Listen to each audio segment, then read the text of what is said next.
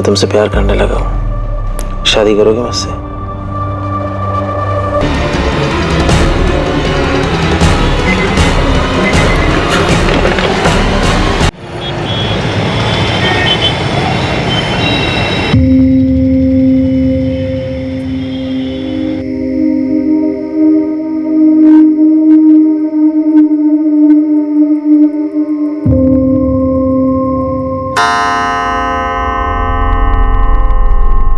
नम्रता, मेरी दवा लेके आओ, 10:30 बज गए हैं। आई माँ जी।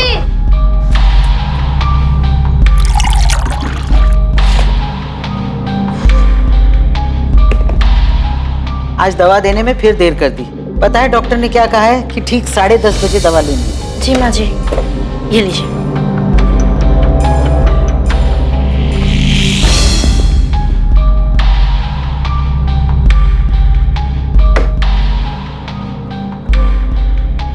इतनी रात को कहाँ जा रही है रचना? घूमने जा रही हूँ माँ जी। बाय दीदी। समीर, समीर जल्दी चलो, देर हो रही है। समीर भैया, आप इतनी रात को कहाँ जा रहे हो घूमने? आप ही की बहन को सैर कराने ले जा रहा हूँ भाभी। हाँ हाँ ठीक है, और मैं फिर से बोल रही हूँ, समीर के सामने कुछ भी मत बोलना। हाँ, रखती हूँ। क्या बात है, बड़े खुश लग रहे हो? किससे बात कर रहे थे? अरे क्लाइंट से मीटिंग की बात चल रही थी काफी टाइम से, आखिरकार मान ही गया। क्या बात कर रहे हो, रचना मान गई? फिर से वही बात, तो मुझ पर शक क्यों करते हो कल्पना? तुम इतना झूठ क्यों बोलते कपिल? अच्छा तुमसे बातें नहीं करनी, बाहर में जा दूं। हाँ हाँ जाओ जाओ, रचना को इतना वेट करना ठीक नहीं है, जाओ। अब तुम ऐसे ही मेरी सारी बात मानते रहो, फिर देखना हम कहाँ से कहाँ पहुँच जाएंगे। तुमने घर पर किसी को बताया तो नहीं ना कि हम कहाँ जा रहे हैं? नहीं।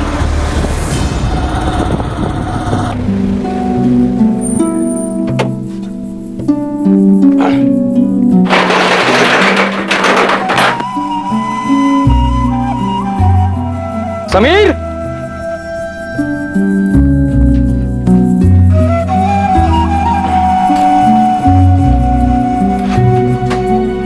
समीर नहीं है क्या?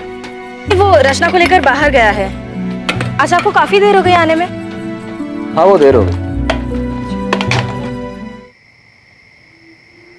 सोचा था शादी के बाद समीर जिम्मेदार बन जाएगा, लेकिन रचना ने तो उसे और बिगाड़ दिया। ना खर्च पे लगाम है और ना जुबान पर। उसकी माँ ने उसे कुछ सिखा कर नहीं भेजा क्या?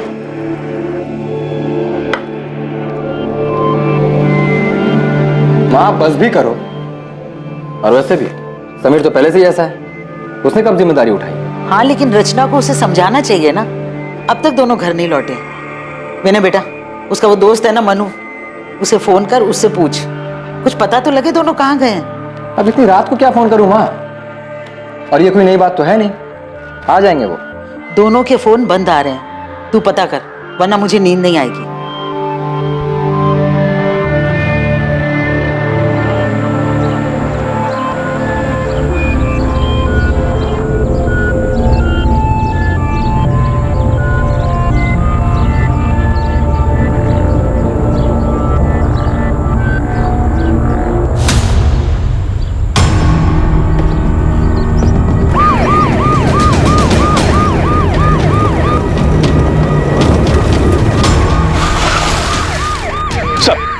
इधर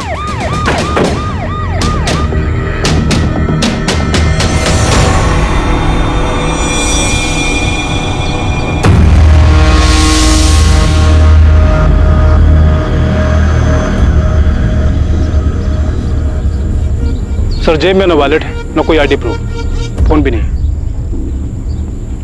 मारने वाला वॉलेट ले गया, लेकिन नोटों की गड्डी यहीं छोड़ दी। मर्डर पैसों के लिए नहीं हुआ। आप लोगों में से सबसे पहले लाश किसने देखी थी? जी सर, लाश को सबसे पहले मैंने देखा। किसी को आते जाते देखा है? नहीं सर, बस ये देखा और मैंने आपको फोन किया।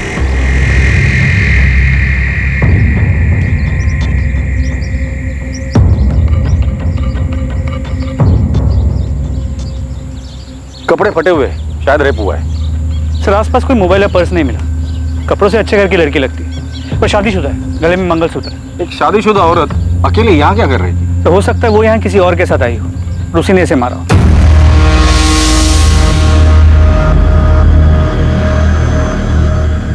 एक शादीशुदा जोड़ा घर से एक साथ निकलता है और कुछ घंटों बाद अलग अलग शहरों से दोनों की लाशें बरामद होती हैं। समीर की लाश उज्जैन पुलिस को मिलती है और रचना की लाश इंदौर पुलिस को। और दोनों जगहों की पुलिस को एक दूसरे के मर्डर केस के बारे में कोई खबर नहीं थी। इस जोड़े की हत्या के पीछे क्या मकसद था? रफ्तार से आगे बढ़ रही इनकी जिंदगी पर मौत की लगाम आखिर किसने और क्यों लगाई थी?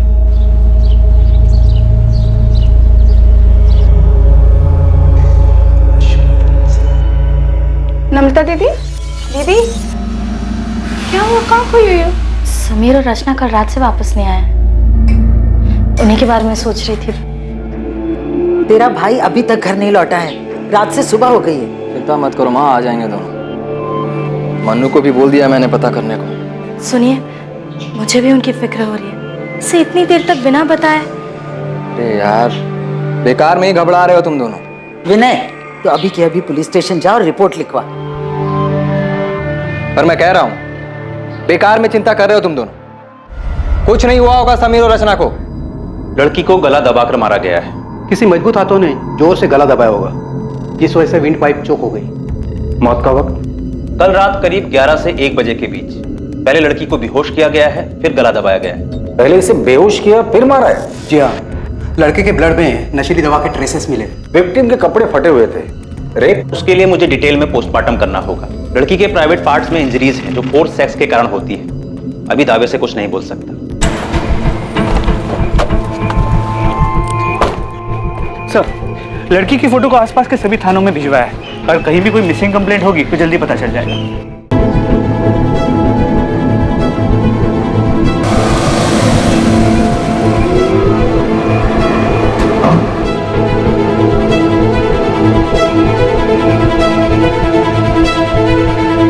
पृथ्वी बेटा, आज शाम को तैयार है।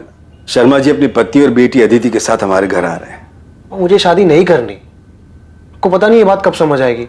देख बेटा, उस बात को 8 महीने बीत चुके हैं। अब आप ये शादी की बात छोड़ेगी या मैं घर छोड़ दूं?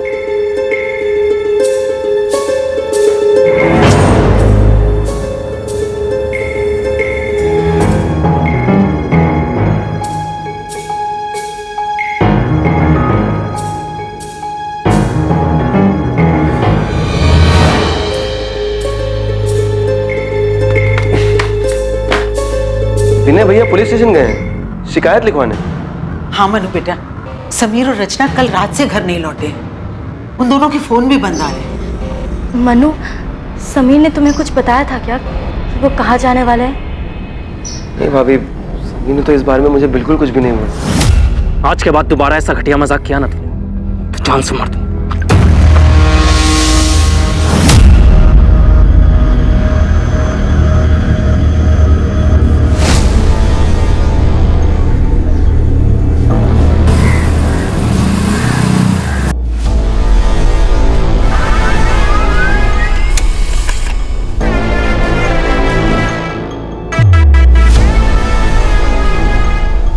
उज्जैन पुलिस को इसकी लाश भी 18 सितंबर को मिली।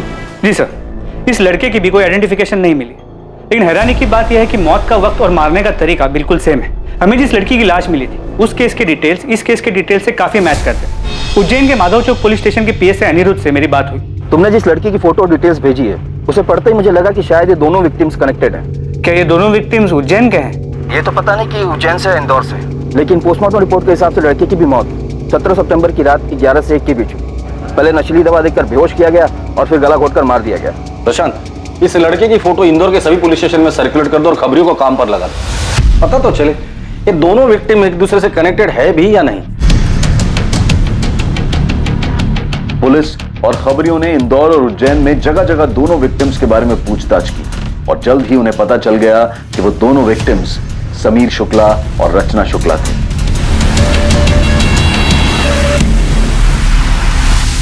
हाँ सर, समीर मेरा छोटा भाई और रचना उसकी पत्नी। सर, कुछ खबर मिली उनकी? वो लोग 2 दिन से घर नहीं आए। ढूंढेंगे कैसे? आप लोगों ने उनकी मिसिंग कंप्लेंट भी नहीं लिखवाई। ये क्या कह रहे हैं आप? विनय ने खुद जाकर थाने में रिपोर्ट लिखवाई थी। माँ, मुझे लगा कि थोड़ा रुक जाता हूँ, शायद वो दोनों अपने आप ही वापस आ जाएं। तूने मुझसे झूठ क्यों बोला? सर, समीर और रचना अब कहाँ हैं? हमें उन दोनों की डेड बॉडीज मिली। क्या? क्या?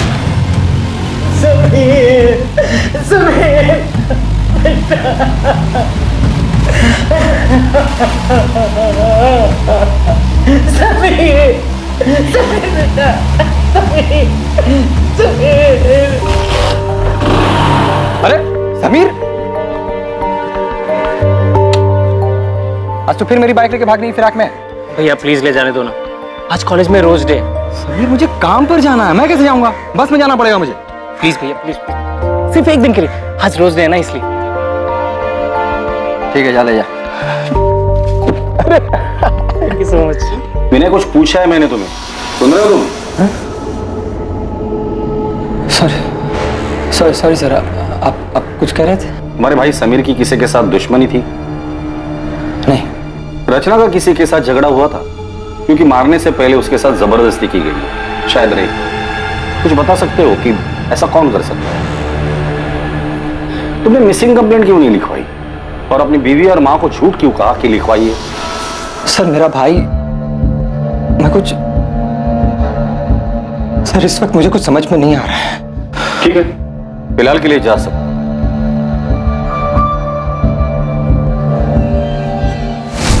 ये विनय वाकई में इतना प्यार करता था या एक्टिंग कर रहे हैं? ये समीर और रचना, इनका कत्ल एक ही तरीके से हुआ है, लेकिन इनकी डेड बॉडीज हमें अलग अलग शहरों में मिली।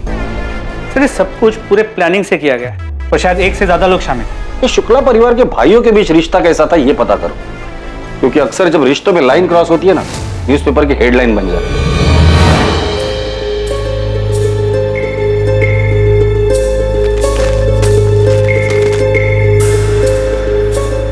क्या हो पापा, ऐसे हड़बड़ा क्यों रहे हो? कुछ नहीं बेटा, कुछ नहीं। पापा सोशल मीडिया का जमाना है, बाहर आजकल से अखबार तक नहीं रहते। तूने रचना के बारे में पढ़ा? हाँ, बुरा हुआ। पृथ्वी बेटा तू ठीक तो है? हाँ पापा मैं ठीक हूँ। आप चाहते थे ना मैं अदिति से मिलूं, मैं तैयार हूँ। तुम्हें मेरी बात मान लेनी चाहिए थी रचना। ये सब नहीं होता। क्या हुआ?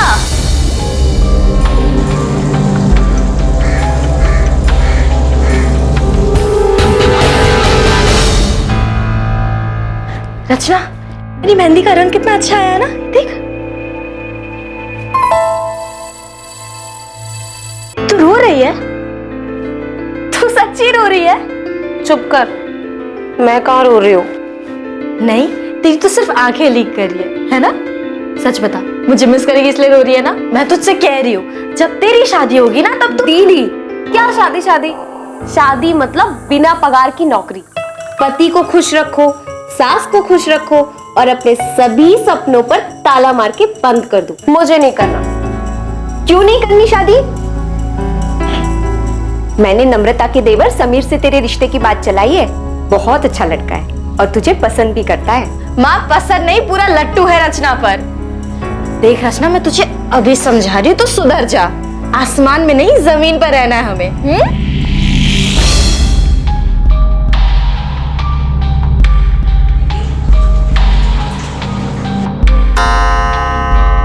माँ जी, आपकी दवाई का वक्त हो गया।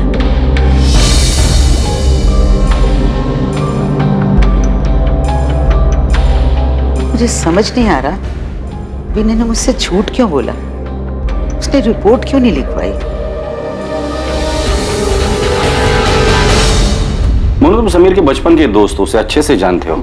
हाल फिलहाल में उसका किसी के साथ लड़ाई झगड़ा या कहासुनी हुई थी? आज के बाद दोबारा ऐसा घटिया मजाक किया ना तो जान से मार दूंगा। नहीं सर, इस बारे में तो मैं कुछ नहीं जानता, लेकिन आपको एक बात बताना चाहता हूँ, समीर और विनय भैया के रिश्ते के बारे में। साहब, विनय भैया और समीर के बीच में पहले तो सब कुछ ठीक था, लेकिन 8 महीने पहले जब से समीर और रचना की शादी हुई तब से सब कुछ बदल गया।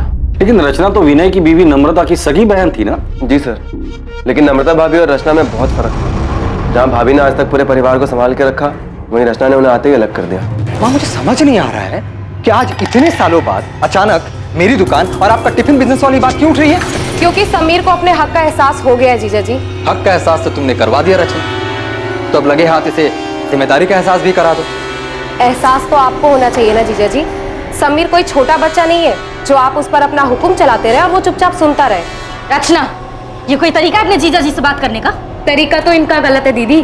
छोटे भाई का हक छीन रहे हैं ये। मैं हक छीन रहा हूँ अपने छोटे भाई का? सही तो कह रही है भैया, क्या गलत कहा रचना ने? लेकिन समीर भैया, इन दोनों से कुछ बोलने का कोई फायदा नहीं है। इसके बाद से उनके घर में काफी तनाव रहने लगा। आपने खाना नहीं खाया तो दूध तो पी लीजिए। उन्होंने कुछ कहा क्या तुमसे? विनय ने मुझसे झूठ क्यों बोला? उसने रिपोर्ट क्यों नहीं लिखवाई? नहीं, मगर आपने पुलिस में शिकायत क्यों नहीं की? तुम मुझ पे शक कर रही हो? विनय देखिए, मैं आपका दर्द समझती हूँ। मैं भी रचना से उतना ही प्यार करती थी जितना आप समीर से। सर ये समीर के कॉल रिकॉर्ड बिल्कुल क्लीन है,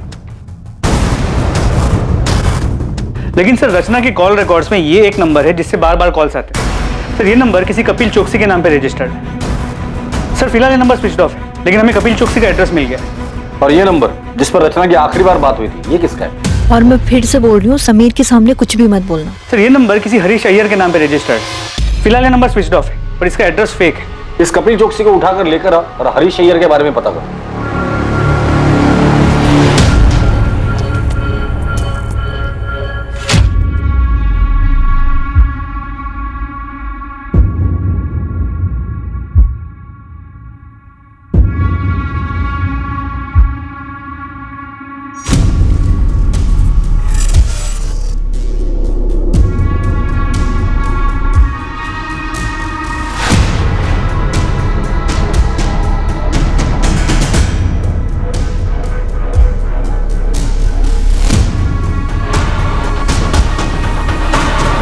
कल्पना, अच्छा यही होगा कि आप हमें सच सच बता दें कि आपके पति कपिल इस वक्त कहाँ है? सर मेरा उस आदमी के साथ कोई वास्ता नहीं है। कपिल क्या हुआ? इतना डरे हुए क्यों हो? हाँ, क्या किया तुमने? मैंने कुछ नहीं किया है। मैं भी तुम्हें कुछ नहीं बता सकता। अगर पुलिस रचना के बारे में पूछे तो पुलिस को बता देना कि मैं रचना के बारे में कुछ नहीं जानता। अभी मुझे जाना होगा। कपिल! आपके पति कपिल का रचना के साथ अफेयर था, ये बात आपको पता भी थी और फिर भी आपने कुछ नहीं किया। घर वालों से बगावत करके मैंने कपिल से शादी की थी। उनके पास वापस कैसे जाती? रचना की वजह से मेरी बसी बसाई जिंदगी बिखर गई। तो रचना की मौत की खबर सुनकर आपको तो खुशी हुई होगी? सुनकर तो ऐसे लगा था कि भगवान ने मेरी सुन ली।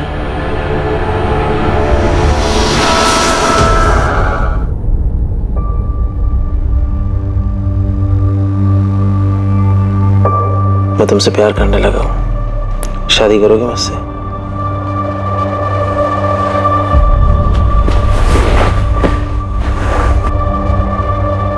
मुझे पता है तुम भी मुझसे। कि क्या? कि मैं तुमसे प्यार करती हूँ? नहीं कपिल, मैंने तुम्हें पहले ही कहा था।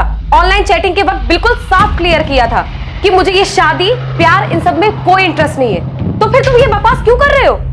तुम्हें मेरी फीलिंग बकवास लग रही है? कपिल मेरा हाथ छोड़ो, मुझे लग रही है। मैं तुम्हारे साथ प्यार के लिए था, मजे के लिए नहीं। पर इस बात से तुम्हें कोई फर्क नहीं पड़ता ना? हाँ नहीं पड़ता। मैं यहाँ पर अच्छा टाइम बिताने आती हूँ, जो कि तुमने पूरा खराब कर दिया है। कपिल चौकसी अफेयर? आप ये क्या कह रहे हैं? आप किसी हरीश अय्यर को जानती हैं? रचना के मर्डर से पहले आखिरी बार उसने इसी से बात की। मैं किसी हरीश अय्यर को नहीं जानती। कौन है ये? क्या इसका भी रचना के साथ अफेयर? आपके पति विनय कहाँ है? आपको जो कुछ पूछना आप पूछ सकते हैं सर।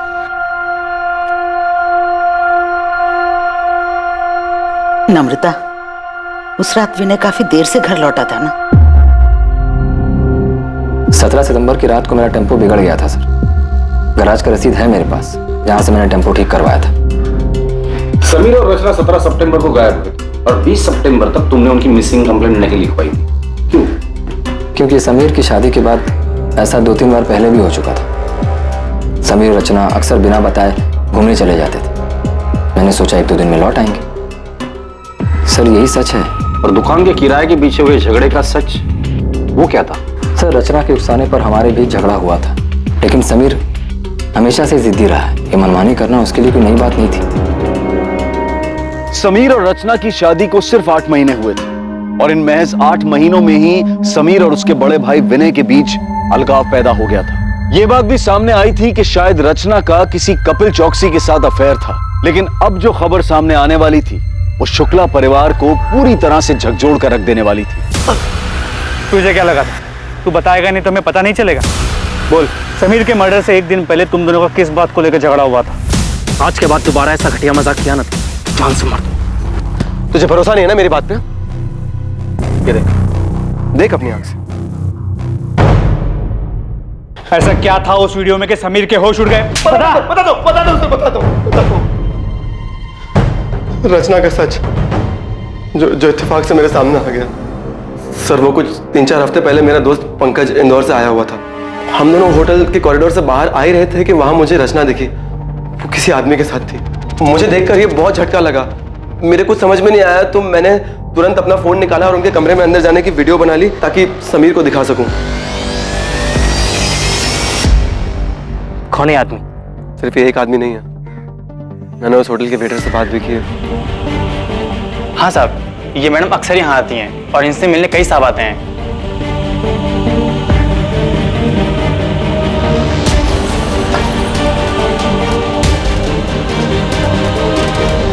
मुझे काफी दिन तक समीर को सच बताने की हिम्मत ही नहीं हुई, लेकिन फिर मैंने सोचा कि उसे सच बताना भी जरूरी है, तो मैंने उसे 16 सितंबर को सब सच बता दिया। अगले दिन पता चला कि रचना और समीर दोनों गायब हैं और फिर उनकी लाश मिली। ये आदमी कौन है? मैं नहीं जानता, लेकिन उस दिन अंतिम संस्कार वाले दिन ये घर पे आया हुआ था। मैं नहीं जानता ये कौन है। अंतिम विधि में ये आदमी आपके घर आया था? आया होगा, मुझे नहीं मालूम। तुम्हारी बीवी नम्रता इस सब के बारे में जानती है? नम्रता, रचना ने जो किया उसमें तुम्हारा कोई दोष नहीं है। विनय, आप पुलिस की बात मत सुनो, वो लोग झूठ बोल रहे हैं। रचना ऐसी नहीं थी। पुलिस ने खुद उस होटल में जा करके पता लगाया था जहां रचना। ये रचना भी ना जाते जाते हम सबका मुंह काला कर गई। तेरी माँ ने यही सिखाया था क्या उसे? नम्रता! माँ, कुछ भी बोले जा रही हो तुम।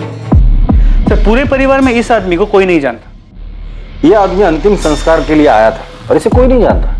अजीब बात है। रचना के कॉल रिकॉर्ड्स में कपिल चौकसी और हरीश अय्यर के अलावा और कोई सस्पिशियस नंबर नहीं मिला है, लेकिन रचना से मिलने उस होटल में कई लोग आते थे, तो हो सकता है कि उसके पास कोई दूसरा नंबर हो। रचना के इस दूसरे रूप के बारे में सच में कोई नहीं जानता। ऐसे कैसे?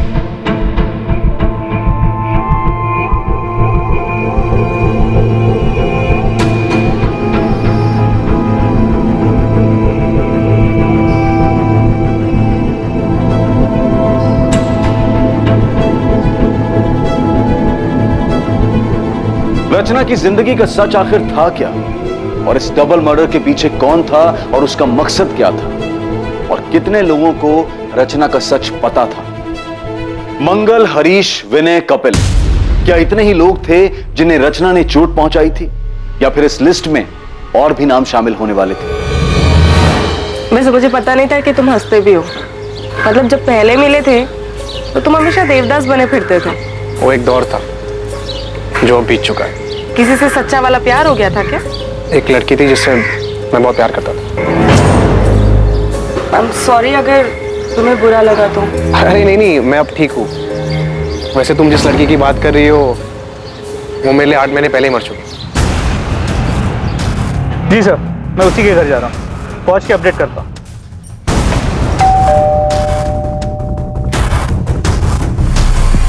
अंदर कमरे में है। बोल। सब मैंने रचना को नहीं मारा। तो फरार क्यों हो गया था तू? मुझे लगा कि सारा शक मेरे ऊपर जाएगा। मैं उससे प्यार करता था सर, मैं उसको क्यों मारूंगा? अच्छा आशिक है रे तू। जब तुझे पता चला कि तेरे माशूका के और भी आशिक है तो तूने उसे और उसके पति दोनों को मार डाला। सर, मुझे इसके बारे में कुछ नहीं पता है सर। मैं तो उससे शादी करना चाहता था, वो भी राजी थी सर। शादी करोगे मुझसे? नहीं कपिल, मुझे ये शादी प्यार इन सब में कोई इंटरेस्ट नहीं है। ये कौन है? इसे जानते हैं? इसका नाम क्या है? हरीश अय्यर। कितनी देर कपिल? 10 मिनट से तुम्हारा वेट कर रही हूँ, जल्दी आओ। रचना, तुम यहाँ धूप में क्यों खड़ी हो? तुम्हें गर्मी लग रही होगी। मंगल, तुम यहाँ?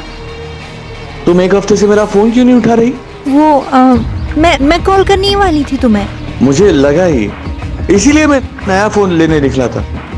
वो पुराना फोन मैंने तोड़ दिया ना, वो यहाँ मार के। क्यों? वो तुम फोन नहीं उठा रही थी तो गुस्सा आ गया, गुस्से में मैंने यहाँ मार मार के तोड़ दिया फोन।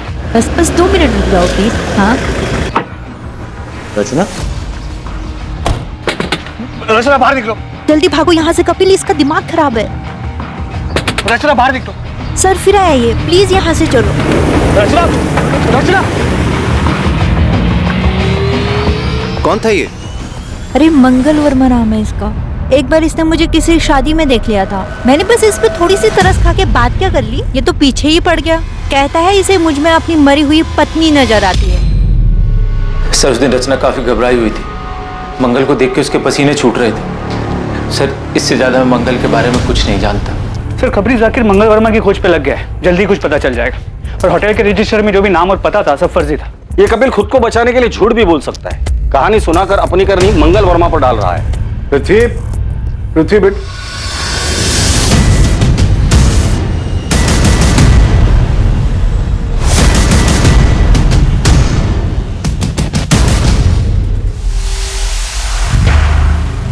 मुझे लगा तू रचना को भूल चुका।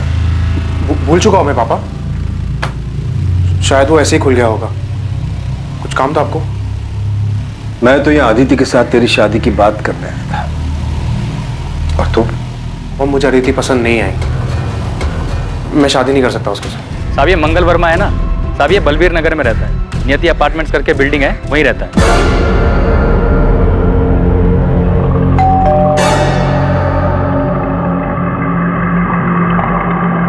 सर मंगल वर्मा को उसकी वाइफ ज्योति के मरने का गहरा सदमा लगा था, दिमागी हालत पे काफी अनस्टेबल हो गया था। इनफैक्ट काफी टाइम तक वो अस्पताल में था जहाँ पे उसका ट्रीटमेंट चल रहा था। अभी 1 साल पहले हॉस्पिटल से डिस्चार्ज हुआ है।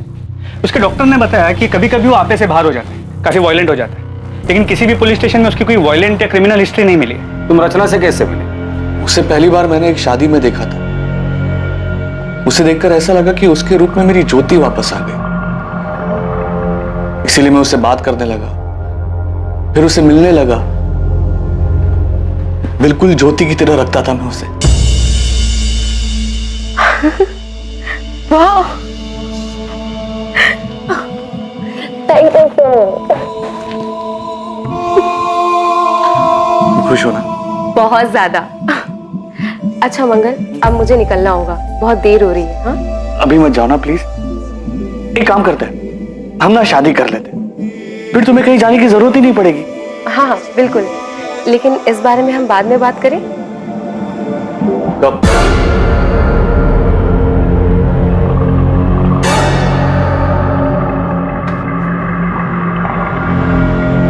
पिछले 1 महीने से तुम यही बात की।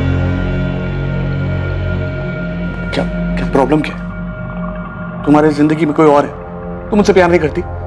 छोड़ना चाहती हो मुझे? नहीं, तुम धोखा नहीं दे सकती। रचना तुम मेरी बीवी हो, सिर्फ मेरी बीवी हो रचना। मंगल, मंगल, मंगल क्या कर? मंगल, मंगल, मंगल मेरी बात सुनो मंगल, इसे फेंक दो मंगल। शादी करोगे मुझसे? वरना? मंगल, मेरे जीजा जी और मेरी बहन अभी घर से बाहर गए, वो जैसे ही आएंगे ना मैं उनसे बात करूंगी। अब अभी ये कांच मुझे दे दो, हाँ प्लीज।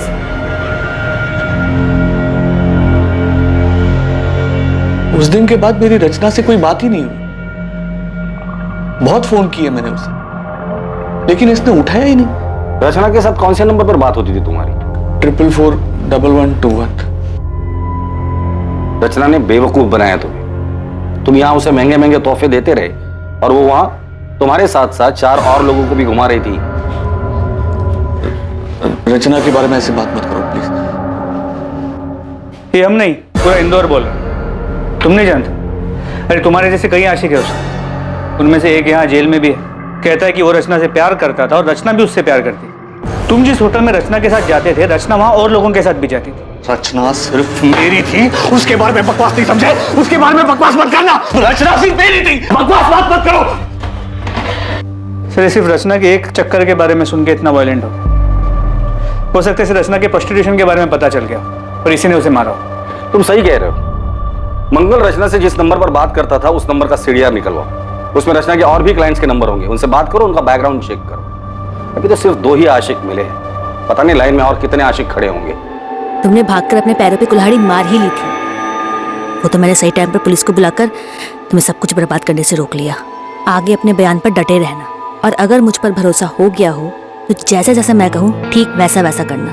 जैसा तुम कहोगी वैसा ही करूंगा, बस मुझे यहाँ से निकाल लो। मैं तुमसे वादा करता हूँ दुनिया का सबसे अच्छा पति बन के दिखाऊंगा।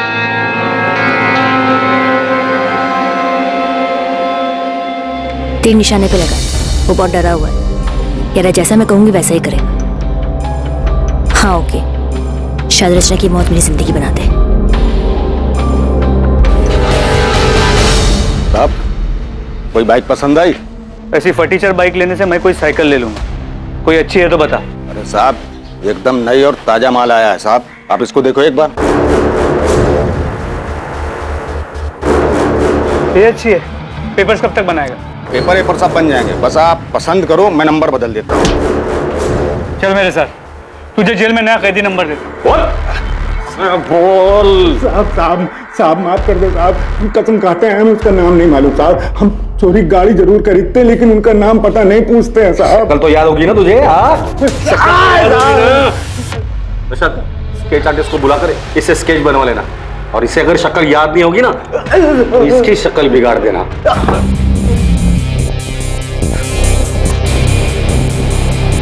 संदिग्ध कई थे, किसी का नाता समीर से था तो किसी का रिश्ता रचना से।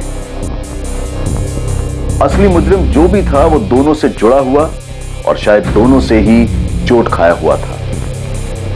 पर कुछ लोग ऐसे भी थे जो अब भी पर्दे में थे और इसीलिए वो पुलिस के शक के दायरे से भी बाहर थे। उनके इरादे, उनकी मंशा अब भी गुप्त थी, लेकिन जल्द ही सारे नकाब उतरने वाले थे और सच सामने आने वाला था। माँ, कहाँ जा रही हो? पुलिस स्टेशन, समीर के कातिल के बारे में पता कर। अरुणा जी, समीर और रचना के कातिल को हम ढूंढने की पूरी कोशिश कर रहे हैं। क्या आपको किसी पर शक है? नहीं, लेकिन जिसने भी ये किया है उसे कड़ी से कड़ी सजा मिलनी चाहिए। सर, मुश्ताक ने स्केच बनवाया। क्या आप इसे जानते हैं? इसने समीर की बाइक बेची। सर, इसे तो मैंने समीर भैया के साथ देखा था। संध्या। जी भैया। हम लोग आगे ही जा रहे हैं तेरे घर की तरफ से, तुझे छोड़ देंगे। जी। ये पृथ्वी भैया हैं, उज्जैन से। नमस्ते। पृथ्वी उज्जैन से? नम्रता और रचना भी उज्जैन से ही हैं। और कुछ याद है इस आदमी के बारे में? थैंक यू भैया। हाँ सर, कार का नंबर नोट कर लीजिए, MPXY0001। सर, नंबर प्लेट के नीचे पृथ्वी की जान जैसा कुछ लिखा था। ये लीजिए वकील साहब, मैंने आपसे कहा था ना कि जो मैं चाहती हूँ वो मैं कपिल से साइन करवा लूंगी। उसने बिना पढ़े बिना देखे इन पेपर्स पे साइन कर दिए। इसमें डिवोर्स पेपर्स के साथ साथ प्रॉपर्टी के पेपर्स भी हैं, जो अब उसने मेरे नाम पे ट्रांसफर कर दिया। बता क्यों मारा दोनों को? बोल। रचना और मैं एक दूसरे से प्यार करते थे। हम 2 साल से एक साथ थे। फिर से लेट हो गए। फिल्म की शुरुआत में सो जाएगी यार। अरे वैसे भी मैं कौन सा फिल्म की स्टोरी में इंटरेस्टेड हूँ। चलें, पॉपकॉर्न भी लेना है। जा रही हो तुम? हाँ, और रुकी तो तुम्हारे पापा घर आ जाएंगे और फिर पूरे उज्जैन में बात फैल जाएगी। एक काम करें, शादी कर लेते हैं। मुझे नहीं करनी कोई शादी वादी। एक काम करो, तुम कर लो शादी। अरे ये क्या मजाक है रचना? अच्छा सुनो, अगर तुम अभी शादी के लिए तैयार नहीं हो तो मैं राह देखूंगा। मैं राह देखता रहा और रचना ने अचानक अपनी राह बदल ली। तुम किसी और के साथ शादी कर रही हो? हाँ, मैं तुम्हारे लिए इतने सालों से इंतजार कर रहा हूँ और तुम अपनी ही बहन के देवर के साथ शादी कर रही हो। तो तुम्हें इनविटेशन नहीं दिया इसलिए तुम गुस्सा हो? तुम्हारे लिए शादी वगैरह सब मजाक है ना? तो और क्या है, जन्मों जन्म का बंधन। रचना की शादी हो गई, वो जिंदगी में आगे बढ़ गई, लेकिन मैं उसके दिए हुए धोखे में उलझा रहा सर। और इसलिए रचना से बदला लेने के लिए तुम इंदौर आ गए और हरीश अय्यर के फेक आईडी पर एक नया सिम कार्ड खरीद लिया। हाँ सर, मैं उसके बर्बादी की पूरी तैयारी करके आया था।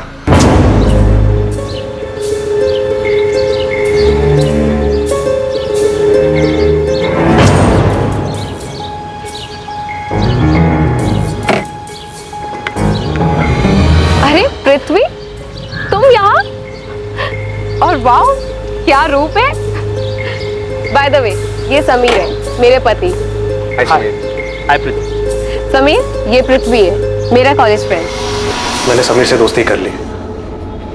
मैंने बताया कि इंदौर में पापा की जमीन है जिसे मैं बेचने आया हूँ। मैंने जमीन का भाव इतना कम बताया कि रचना और समीर दोनों लालच में आ गए। फिर जमीन दिखाने और टोकन देने के बहाने मैंने उनको बुलाया।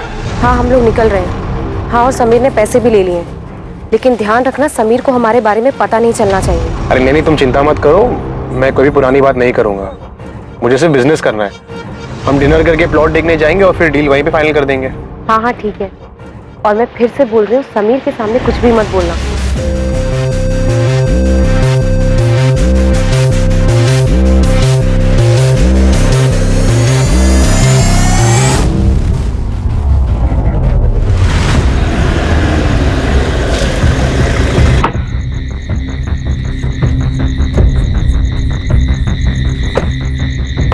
समीर, समीर चल। ये कहाँ है? संभाल के, थोड़ा ही आ गया प्लॉट। रचना? हाँ, रचना आएगी पीछे से, आ जा।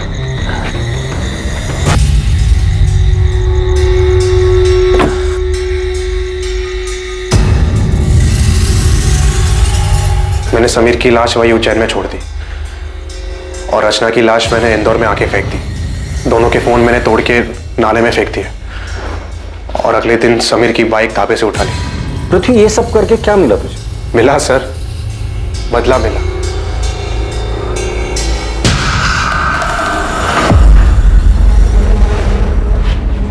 एक मिनट, तुम्हें कैसे पता चला कि समीर और रचना के पास इतना सारा पैसा है कि वो तुम्हारी जमीन खरीद सकते हैं? सच सच बता, ये सारी प्लानिंग तूने अकेले नहीं की थी?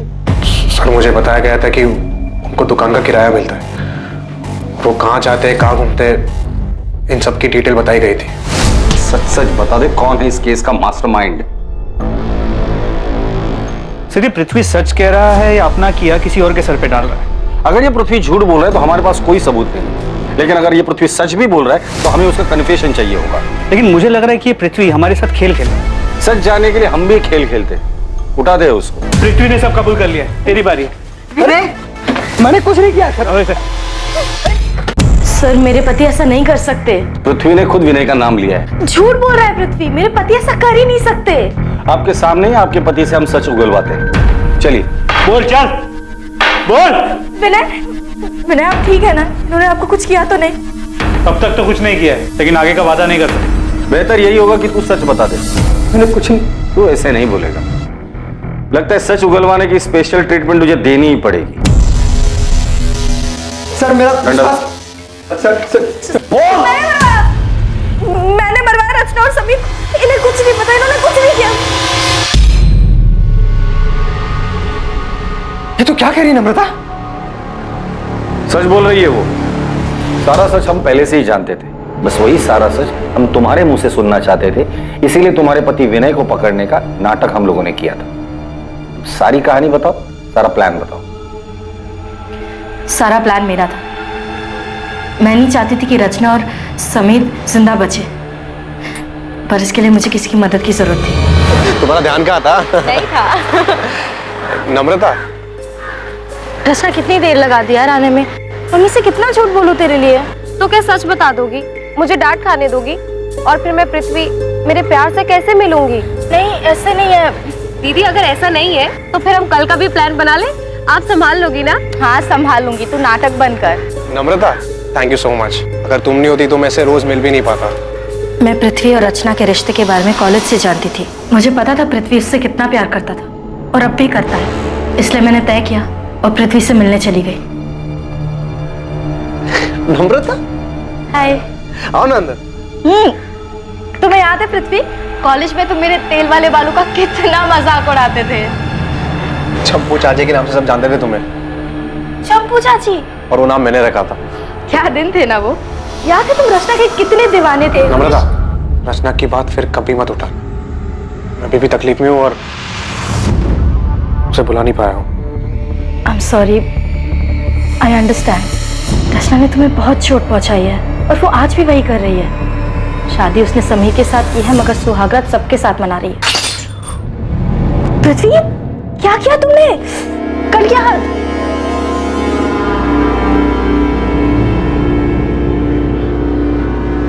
रचना का नाम मेरे सामने कभी मत लेना। बहुत मुश्किल से उसे भूलने की कोशिश कर रहा हूँ। पापा भी चाहते हैं कि मेरी शादी अदिति से हो जाए और वो लड़की भी अच्छी है, बस मेरा मन नहीं कर रहा। मैं जानती हूँ कि रचना ने तुम्हें बहुत दुख दिया है, मगर सच कहूँ तो रचना पहले से ही बहुत सेल्फिश थी। उसने कभी किसी के बारे में नहीं सोचा और उसने तुम्हारे साथ जो किया है उसके बाद तो शायद तुम हमेशा तकलीफ में रहोगे, कभी मूव ऑन नहीं कर पाओगे। लेकिन तुम ये सब मुझे क्यों कह रही हो? क्योंकि मैं खुद तकलीफ में हूँ। मैं बस चाहती हूँ कि रचना समझे कि वो इस तरह लोगों के साथ खिलवाड़ नहीं कर सकती। पृथ्वी, तुम रचना को मार डालो। क्या? मारने से ही मुझे सुकून मिलेगा, लेकिन सिर्फ सुकून के लिए मार दूं? पूरा रिस्क मेरा और फायदा सिर्फ तुम्हारा हो रहा है, मेरा कुछ फायदा नहीं हो रहा है यहाँ पे। तुम्हें मुझसे जो फायदा उठाना उठा, बस रचना और समीर को मार डालो। तुमने रचना को मारने का प्लान सिर्फ इसलिए किया था क्योंकि तुम्हें लगा था कि रचना की हरकतों की वजह से तुम्हारा घर टूट सकता है। मुझे उसके अफेयर के बारे में पहले से ही मालूम था, मगर जब मुझे पता चला कि वो किस हद तक गिर चुकी है तो मैं हिल ही गई। वो किसी के साथ भी सो रही थी और उसके बदले में उसके क्लाइंट्स उसे। रचना प्रोस्टिट्यूशन में है, ये बात तुम्हें पहले से ही पता थी? मेरी टिफिन सर्विस की हेल्पर संध्या, उसका पति उसी होटल में काम करता था जहाँ रचना जाके। मैंने रचना को कई बार समझाने की कोशिश की। हाँ, धंधा करती हूँ। धंधा तो सभी करते हैं ना दीदी, आप भी तो टिफिन का धंधा करती हैं। पेट की भूख मिटाती हैं और मैं शरीर की, और इसमें साथ साथ कमाई होती है दीदी, वो अलग। हे भगवान, रचना तो कितनी बेशर्म हो गई है। अगर समीर को पता चला तो, बाकी घर वालों को पता चला तो क्या दीदी, तब की तब देख लेंगे ना। और वैसे भी समीर से कई बेहतर मिल जाएंगे मुझे। रचना, तेरे साथ साथ मेरा भी नाम जुड़ा हुआ है। तेरी हरकतों की वजह से मेरा घर टूट जाएगा। अरे हमारे परिवार की बदनामी होगी सो अलग। रचना, माँ को मरे 1 साल भी नहीं हुआ है, सोच उनकी आत्मा को कितनी ठेस पहुंचेगी। अरे दीदी, आप किन बातों को लेकर बैठ गई हो? ये समाज वमाज कुछ नहीं होता है। लोग सिर्फ 4 दिन बातें करेंगे, उसके बाद आगे बढ़ जाएंगे, लेकिन जिंदगी दीदी एक ही है और मैं अपनी जिंदगी अपने मन मुताबिक जीना चाहती हूँ, अपनी मर्जी से। रचना समझ ही नहीं रही थी। वो घर, परिवार, समाज किसी के बारे में नहीं सोचना चाहती थी, बस अपने मन की करना चाहती थी, जैसे वो बचपन से करती आ रही थी। मगर अब बस बहुत हो चुका था। मैं उसे अपना घर उजाड़ने नहीं दे सकती थी। लेकिन समीर को क्यों मरवाया? पूरा किराया देकर आपने कोई एहसान नहीं किया मुझे। वैसे भी वो मेरा हक है जो पिछले कई सालों से आप मुझसे छीनते आ रहे हैं। मैं छीनते आ रहा हूं? मैं छीनते आ रहा हूं? हाँ, तुम।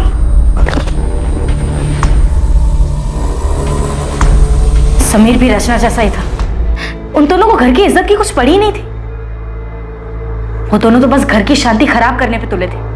उन्हें बस बर्बाद करना आता था। वो दोनों तुम्हारा घर बर्बाद कर देंगे, इस डर से तुमने खुद अपने हाथों से अपना घर बर्बाद कर लिया है। पहले मुझसे गलती हो गई, लेकिन मैं डर गई थी। मुझे लगा कि रचना की सच्चाई जानकर आप मुझे छोड़ देंगे। हमारे परिवार की इज्जत, समाज, हम सबको क्या मुंह दिखाते हैं। गुस्सा मेरे अंदर भी था, लेकिन तुम अपने गुस्से और नफरत में इतनी अंधी हो गई थी कि तुमने इतना भी नहीं सोचा कि जो आग तुम लगाने जा रही थी वो तुम्हारा अपना घर भी राख कर देगा। तुमने सब कुछ खत्म कर दिया नम्रता।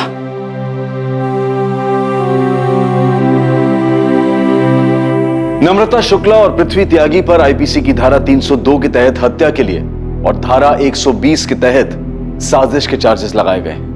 पृथ्वी पर बलात्कार के लिए धारा 376 भी लगाई गई है और दोनों इस वक्त न्यायिक हिरासत में हैं। रचना का शादी और समाज की मर्यादाओं की परवाह किए बिना बेलगाम जीना नम्रता को मंजूर नहीं था।